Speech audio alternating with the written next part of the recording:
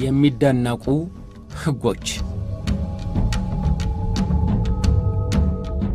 በዓለም ዙሪያ ያሉ ሰዎች በየጊዜው እንደሚመቻቸውና የችግሮች መፍትሄ ይሆናሉ ያሏቸውን ሕጎች ይደነግጋሉ። ሞራልን የሚጠብቁ ለአብሮነት ይበጃሉ ያሏቸውን ከልምዳቸው ከፍላጎታቸውና ከባህላቸው እየተነሱ ሕግ ያወጣሉ፣ ደንብ ይደነባሉ፣ አዋጅ ያውጃሉ። ሕጉ በሌላው ላይ ተጽዕኖ የሚያሳድር ጎጂ ቢሆንም እንኳን ሕግ አውጪዎቹ ስለ አስፈላጊነቱ የራሳቸውን ትንተና ይሰጡበታል። ከምዕት ዓመታት በፊት የወጡ ሕጎችንም አንዳንድ ሀገሮች እስከ ዛሬም ይጠብቋቸዋል። አንዳንዶቹ ተፈጻሚነታቸውን ለማረጋገጥ አዳጋች ይሆናሉ፣ ግን በሕግ መዝገብ እንደ ጸደቁ ናቸው። አንዳንድ ሕጎች በሌላው ማኅበረሰብ ዘንድ ነውር ይሆናሉ። አንዳንዶቹ ጋር የሞራል ማጠናከሪያ ተብለው የወጡ ሕጎች በሌላው ዘንድ የተበላሹ ሆነው ይቆጠራሉ። በዚህ በያዝነው ክፍለ ዘመንም ስለ ሰዎች ልጆች መብት እንከራከራለን በሚሉ ሀገሮች የሰውን መብት የሚገድቡ ደንቦች ይሰራባቸዋል። የጾታ እኩልነትን በሚሰብኩ ሀገሮች የጾታን እኩልነት የሚሸራርፉ ሕጎች ተደንግገዋል። ለዛሬው ዝግጅቴ አንዳንዶቹ ልንገራችሁ፣ ቢያንስ ሊያዝናኗችሁ ይችላሉ። በተባበሩት የአረብ ኤሚሬትስ የእርግማንና የቁጣ ንግግር የገንዘብ የስር ወይም ከሀገር የማስወጣት ቅጣት ሊያስከትል ይችላል። መራገም የሌላውን ክብር የሚያዋርድ በመሆኑ በወንጀል ያስቀጣል።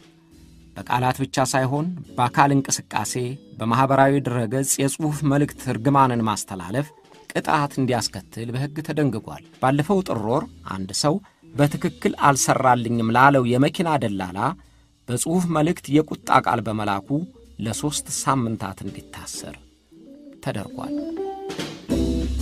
በጃፓን ከኩለ ሌሊት በኋላ በጨለማ መደነስ ሕገ ወጥ ድርጊት ነው። በጨለማ ከኩለ ሌሊት በኋላ መደነስ ኀጢአት ነው ተብሎ ታምኖበት ከትውልድ ወደ ትውልድ ሲተላለፍ ቆይቷል። ከሁለተኛው የዓለም ጦርነት በኋላ አሜሪካ ጃፓንን ስትቆጣጠር ልማዱን በሕግ አጸኑት። ምክንያቱም አሜሪካኖች የጃፓንን ወግ እንዳይበርዙት ሰግተው ነው። ከ8 ዓመታት በፊት ይህ ሕግ ተሻሽሏል። በማሻሻያው ከኩለ ሌሊት በኋላ መደነስ ተፈቅዷል። ግን በጨለማ ውስጥ መደነሱ በሕግ የተከለከለ ሆኖ ቀጥሏል። በኢጣሊያዋ ሮም ከተማ እንስሳትን ስለመያዝ የወጣው ሕግ ጠበቅ ያለ ነው። ማንኛውም ውሻ የሚያሳድግ ባለቤት ውሾቹን በቀን አንድ ጊዜ ጉዞ እንዲያደርጉና ነፋስ እንዲቀበሉ ማድረግ ግዴታው ነው። በቀን ቢያንስ አንድ ጊዜ ውሾችን ያላንሸራሸረ የውሻ ባለቤት 625 የአሜሪካን ዶላር በሚደርስ የገንዘብ ቅጣት ይቀጣል። በኢጣሊያዋ ቱሪን ከተማም ውሾችን በቀን ቢያንስ 3 ጊዜ የማያንሸራሸር ሰው የ500 ዩሮ የገንዘብ ቅጣት ይከተለዋል። እዚያው ኢጣሊያ ውስጥ በካፕሪ ደሴት ውሻ ከመንገድ ላይ ከተጸዳዳ ባለቤቱ መንገዱን የማጽዳት ግዴታ አለበት። ባለቤቱ ለጊዜው ባይገኝ እንኳን ከውሻው ላይ በሚደረግ የዲኤንኤ ምርመራ ባለቤቱ እንዲታወቅ ተደርጎ እስከ 2000 ዩሮ የሚደርስ የገንዘብ ቅጣት ይፈረድበታል። በፖርቱጋል በውቅያኖስ ላይ መሽናት በወንጀል ያስቀጣል። የባህር ዳርቻዎችን ንጽሕና ለመጠበቅና የውሃን ጤንነት ለማስከበር በውቅያኖስ ላይ ሲሸና ቢገኝ የገንዘብ ቅጣት አይቀርለትም። የአላባማ ቤተ ክርስቲያን ወንዶች የላኛው ከንፈራቸው ጺም ሰው ሠራሽ ከሆነ በሕገ ወጥነት ቅጣት ይጣልባቸዋል። ሰው ሠራሽ ወይም እውነተኛ ያልሆነ ጺም ሰዎችን ሊያስቅ ስለሚችል የቤተ ክርስቲያንን ሥርዓት እንዳይረብሽ የሕግ ክልከላ ተጥሎበታል። በቦሊቪያ ያገቡ ሴቶች ወይን እንዲጠጡ ከፈለጉ የሚፈቀድላቸው 1 ብርጭቆ ወይን ብቻ ነው። ያላገቡ ሴቶች እስከፈለጉ ድረስ ሊጠጡ ሲችሉ፣ ያገቡት ግን ከ1 ብርጭቆ ወይን በላይ እንጠጣለን ካሉ ተከሰው ይቀጣሉ። የዚህን ሕግ አንቀጽ አስፈላጊነት ሲያብራሩትም አልኮል ሴቶችን የበለጠ ስለሚያዋርድ ነው ይሉታል። ባል ሚስቱ በአደባባይ የምትጠጣ ከሆነች የመፍታት መብቱ እንደሚከበርለትም ተደንግጓል። በካናዳዋ ኦሾዋ ከተማ ዛፍ መውጣት እችላለሁ ወይም አምሮኛል ብሎ መንጠላጠል ለቅጣት ይዳርጋል። ፈቃድ ካልተሰጠ በስተቀር በአደባባይ ወይም በመንገዶች ዳርቻ ባሉ ዛፎች ሲወጣ የሚገኝ ሕገወጥ ተብሎ የቅጣት ትኬቱ ይቆረጥለታል። ከ10 ዓመታት በፊት አንድ ወጣት ዛፍ ሲወጣ ተገኝቶ የ365 የካናዳ ዶላር ቅጣቱን ተከናንቧል። በቻይና ወላጆችን ማገልገልና መርዳት በሕግ የተጣለ ግዴታ ነው። በተለይም ወላጆች ከ60 ዓመት በላይ ከሆኑ ልጆቻቸው የመጦር ኃላፊነት እንዲወስዱ ግዴታ አለባቸው። እርሻቸውን የማረስ ምግባቸውን የማቅረብ ግዴታ በልጆቻቸው ላይ ተጥሏል። ካልሆነ ወላጆች አቤቱታ አቅርበው ልጆቻቸውን ሊያስቀጡ ይችላሉ። በጆርጂያ ዶሮ በመንገድ ላይ እንድታቋርጥ በሕግ የተከለከለ ነው። ስለዚህ የዶሮ ባለቤቶች ዶሮአቸውን በመንገድ ላይ እንዳታቋርጥ መጠበቅ አለባቸው። አለበለዚያ ቅጣት ይጣልባቸዋል። በኦክላሃማ ሴቶችን ንጽሕናቸውን የሚያንቋሽሽ ስድብ መሳደብ በወንጀል ያስቀጣል። ያገባችም ይሁን ያላገባች ሴት ንጹሕ እንዳልሆነች አድርጎ መናገር እንደ ጉዳዩ ክብደትና ቅለት ከ25 እስከ 500 የአሜሪካን ዶላር ያስቀጣል። በጃፓን ከልክ በላይ መወፈር ወንጀል ነው። ከ40 እስከ 74 ዓመት ዕድሜ ያላቸው ጃፓናውያን በየዓመቱ በሕክምና ዶክተር ፊት ቀርበው ወገባቸውን ይለካሉ። ልኬቱ ለወንዶች ከ85 ሴንቲሜትር ለሴቶች ከ90 ሴንቲሜትር በላይ ከሆነ ቅጣት ይጣልባቸዋል። ይህ ደንብ የሱም ነፃ ትግል ተጫዋቾችን አይመለከትም። በሐዋይ የቢልቦርድ ማስታወቂያ መለጠፍ በሕግ ተከልክሏል። አቅጣጫ መጠቆሚያና የሪል ስቴት ማስታወቂያ ያለበት ቢልቦርድ ወይም የማስታወቂያ ሰሌዳ ካልሆነ በስተቀር በሕግ የተከለከለ ነው። ግን ቢልቦርዱ የሚለጠፈው በራሱ ንብረት ላይ ከሆነ ክልከላ የለበትም። በትሪናዳድና በቶባጎ በአደባባይ ላይ ልብስ ማስጣት በሕግ ክልክል ነው። በመንገድ ላይ በግድግዳ በአጥር ወይም ከመንገድ ትይዩ በሆነ መስኮት ላይ ልብስ ማንጠልጠል ያስቀጣል።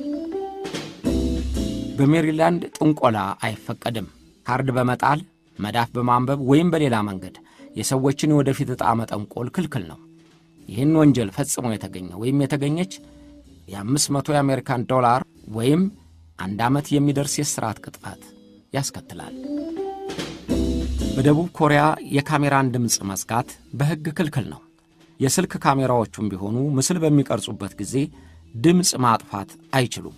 ይህ ማለት በደቡብ ኮሪያ ስልክ የሚገዙ የካሜራውን ድምፅ እንዳይጠፋ መጠንቀቅ አለባቸው። ያለበለዚያ ሕግ በመተላለፍ ወንጀል ተከሰው ቅጣት ይከናነባሉ። በፊንላንድ የታክሲ ሹፌሮች በመኪና ውስጥ ለሚያሰሙት ሙዚቃ የሮያሊቲ ክፍያ እንዲከፍሉ በሕግ ይገደዳሉ።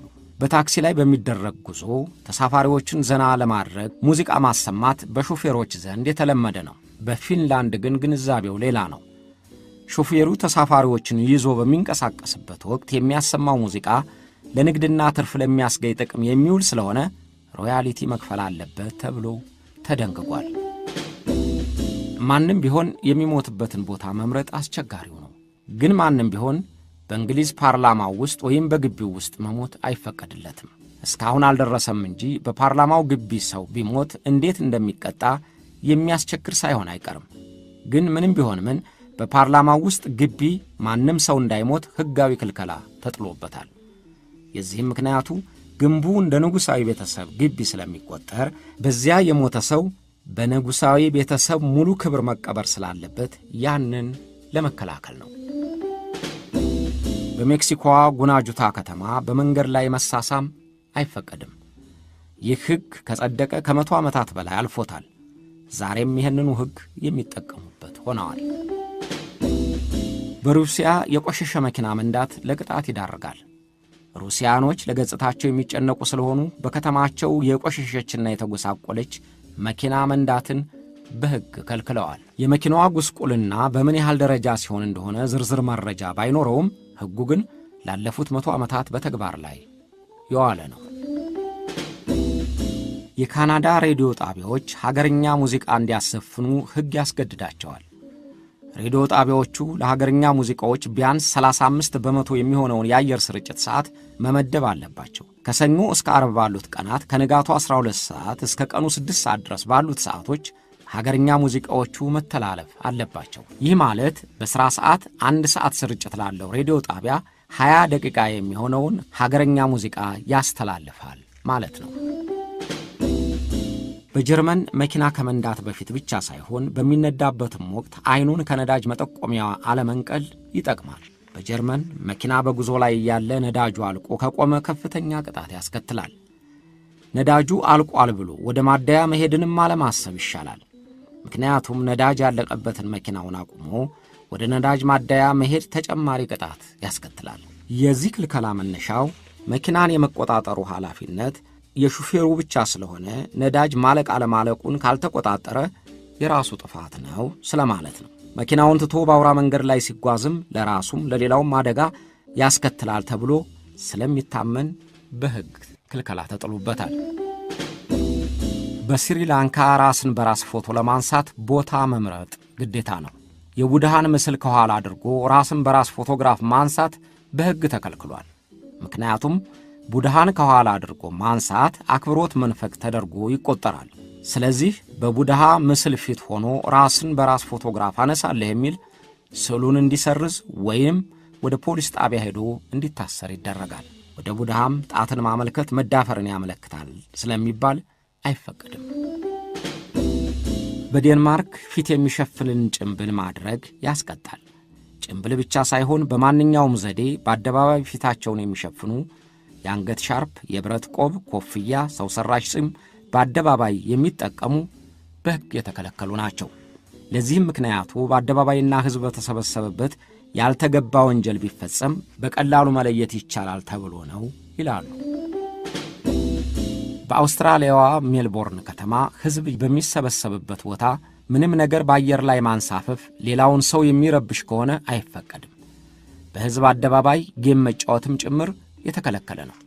እንዲህ ያለ ክልከላ በአርጀንቲናም በቦኖስ አይረስ ከጸና ከ100 ዓመት በላይ አልፎታል። በፊሊፒንስ ሆን ብለው ሌላውን ማበሳጨት ወይም ሊያበሳጨው የሚችለውን ድርጊት መፈጸም ወንጀል ነው።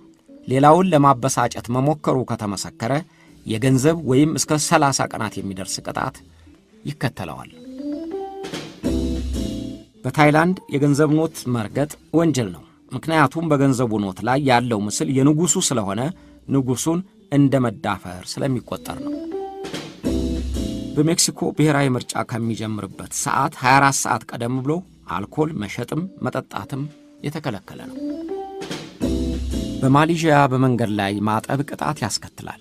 ልብስም ሆነ መኪና፣ እንስሳትንም ሆነ ሰውን ወይም ራስን በመንገድ ላይ ማጠብ የሚያስቀጣ እንዲሆን ሕግ ሆኖ የወጣው ከ60 ዓመታት በፊት ነው።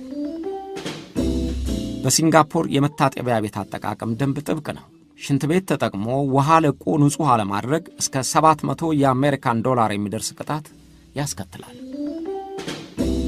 በቺሌ በነጻነት ቀን እያንዳንዱ ዜጋ በቤቱ ውስጥ ባንዲራ የመስቀል ግዴታ ተጥሎበታል።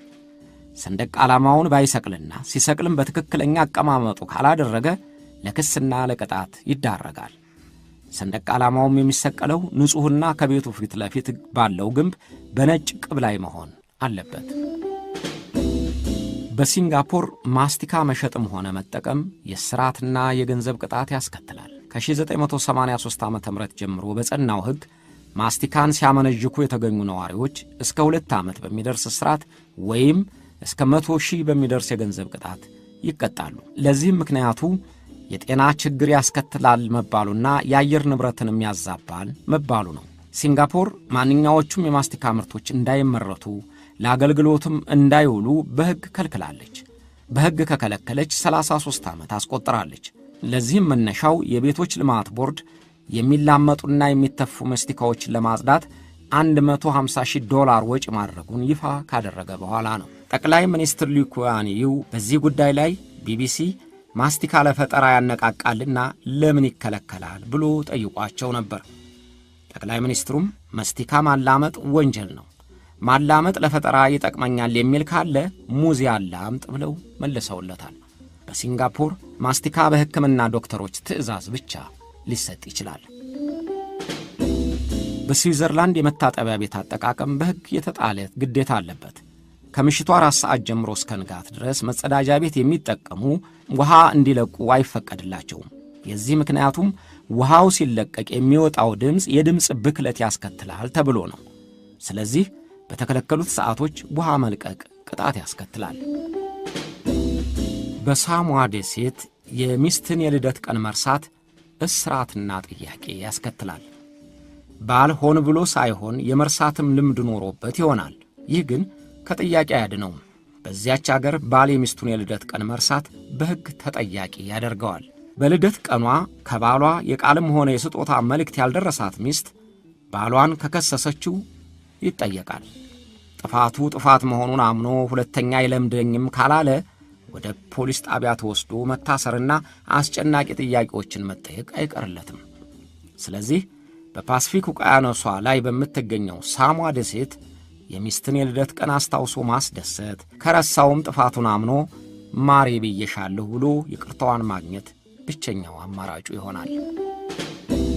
በአውስትራሊያ ተቃጠለብኝ ወይም ደበዘዘብኝ ብሎ አምፖልን ማንም መመር ብሎ መለወጥ አይችልም። የየቤቱን አምፖል መለወጥ የሚችለው ለዚሁ ሥራ ፈቃድ የተሰጠው ብቻ ነው። ፈቃድ የሌለው ሰው ሲለውጥ ቢገኝ ወይም አምፖል መለወጡ ከተመሰከረበት ቅጣቱን ይከናነባል። በሰሜን ኮሪያ ዓለም አቀፍ ጥሪ ማድረግ እስከ ሞት የሚደርስ ቅጣት ሊያስከትል እንደሚችል በሕግ ተደንግጓል። ማንኛውም ሰው ከፍተኛ የፓርቲ መሪዎች አውቀውት ካልፈቀዱ በስተቀር ወደ ውጭ ሀገር የስልክ ጥሪ ማድረግ አይቻለውም። ከ18 ዓመት በፊት የፋብሪካ ኃላፊ የነበረ ሰሜን ኮሪያዊ በፋብሪካው ከተገጠመው ስልክ ወደ ውጭ ሀገር መደወሉ ስለተረጋገጠ ሕዝብ በተሰበሰበበት ተገድሏል። በፈረንሳይ ለአሳማዎቻቸው ባለቤቶቹ የፈለጉትን ስም መስጠት ይችላሉ። ግን የፈረንሳይ ሕግ በናፖሊዮን ቀልድ አያውቅም። ማንም ቢሆን አሳማውን ናፖሊዮን ብሎ መጥራት አይፈቀድለትም። በዚህ ስም ሲጠራ የተገኘም የገንዘብ ቅጣት ይጣልበታል። በአሜሪካ ጸድቀው ከሚሰራባቸው ሕጎች ደግሞ ጥቂቶቹ ልንገራችሁ። በአሪዞናዋ የሞሃቪ ቀበሌ ሳሙና ሲሰርቅ የተገኘ ሰው ሳሙናው እስካለቀ ድረስ እንዲታጠብበት ሕግ ያስገድደዋል። በምዕራብ አሜሪካ በምትገኘው የኦታህ ግዛት የመጀመሪያዎቹ ወንድምና የእህት ልጆች ሊጋቡ ይችላሉ። ግን ጋብቻውን የሚፈጽሙት ከ65 ዓመት ዕድሜያቸው በኋላ ነው። በቴኔሲዋ ዳይረስበርግ ወጣት ሴት ወንዱን ለፍቅር ልትጠይቀው ሕግ አይፈቅድላትም። በቴኔሲም ሃይማኖት የለሽ የሆኑ የኃላፊነት ሥልጣን እንዳይሰጣቸው ተከልክሏል። በኮሎራዶ ባል የሚስቱን አያት እንዲያገባ በሕግ አይፈቀድለትም። የሚስቱን እህት ወይም እናት አልተባለም፣ የሚስቱን አያት። ተራራማ በሆነችው የአሜሪካዋ ግዛት አዳሆ ከሌላ ሰው ሚስት ጋር በመንገድ ላይ መጓዝን በሕግ የተከለከለ ነው። በሚሲሲፒዋ ትሩሮ ወንድ ሚስት ለማግባት የበቃ መሆኑን ለማረጋገጥ 6 ጥቁር ወፎች አለበለዚያም 3 ቁራዎች ገድሎ ግዳይ መጣል አለበት። በኮሎራዶ ሎጋን ቀበሌ ባልም ቢሆን ማንም ሴትን በእንቅልፏ ላይ ያለች መሳም በሕግ ያስቀጣዋል። በሞንታና ልጆች ሎሊፖፕ ለመብላት የሐኪም ፈቃድ ማግኘት ሲኖርባቸው በሚኔሶታ ከ12 ዓመት በታች ያሉ ልጆች በወላጆቻቸው ፊት ካልሆነ ስልክ እንዲያወሩ አይፈቀድላቸውም። በሙዝሪዋ ሴንት ሉዊስ ከተማ አደጋ ሲደርስ የሌሊት ልብስ የለበሰችን ሴት አደጋ ተከላካዩ ላይረዳት ይችላል። ሊረዳት የሚችለው የቀን ልብሷን ስትለብስ እንደሆነ በሕጉ ላይ ሰፍሯል። እንዴት ተፈጻሚ እንደሚሆን ዝርዝር ደንብ ባይወጣለትም በሃርትፎርድ ወንዶች ሚስቶቻቸውን በእሁድ ቀን እንዳይስሙ ሕግ ሆኖ ተደንግጓል። በአሪዞና ባል በወር 1 ጊዜ ብቻ ሚስቱን እንዲገርፍ ሕግ ይፈቅዳል። ከዚያ ካለፈ ግን ወንጀል ይሆንበታል። በናቫዳም የላይ ከንፈሩን ጺም ያሳደገ ወንድ ሴቶችን እንዳይስም የሕግ እገዳ ይጣልበታል። በማሳቹሴትስ የእግዚአብሔርን መኖር መካድ እስከ $200 የአሜሪካን ዶላር ሊያስቀጣ ይችላል። እዚያው ማሳቹሴትስ ከ350 ዓመታት በፊት የልደት በዓልን ማክበር የተከለከለና ሲያከብርም የተገኘ 5 ሺሊንግ ይቀጣ ነበር። እነዚህን የመሳሰሉ እንደኛ ባሉ ሀገር ለሚኖሩ ሰዎች የሚያስቁም የሚያስገርሙም ሕጎች በሥራ ላይ ሲውሉ ይታያሉ። አንዳንዶቹ ሕጎች ተፈጻሚነት ባይኖራቸውም እንኳን እስካሁን ሳይሰረዙ መቆየታቸው ለታሪክ ማጣቀሻነትና እንደ ቅርስም ስለሚያዋቸው ሳይሆን አይቀርም። ለማንኛውም አስገራሚና አስደናቂ ሕጎች በዓለም ላይ በርካታ ሆነው ይታያሉ። አብራችሁን ስለቆያችሁ እናመሰግናለን።